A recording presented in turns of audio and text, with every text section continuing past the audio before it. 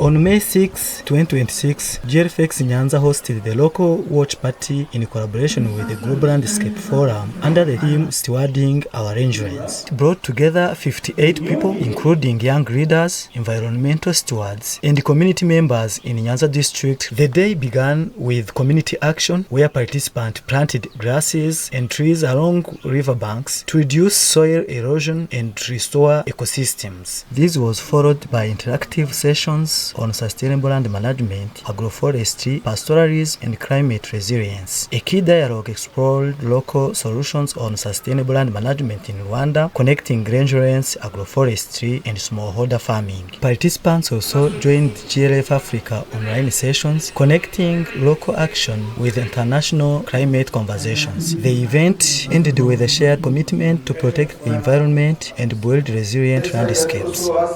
Muri inama nabonye uburyo nshobora gukoresha cana rumwe cyangwa se nkiga ikoranabuhanga riri kuzana ryo ridufasha mu kubungabunga ibidukikije, nkoresha za biogaze kuko namenye uburyo bwo kurinda ibidukikije, uburyo bwo gutera ibiti bivangwa n'imyaka mu murima no gufata amazi yegumye kujyana ubutaka mu yindi si kuko abadutwara ifumbire. No kubyitaho cyane kuko ari byo bidufitiye akamaro. Tusigasira ibihari tunongera ibi. Ugomba gufata neza ubutaka ndetse no gusigasira ibidukikije byose. Together we steward our rangelands.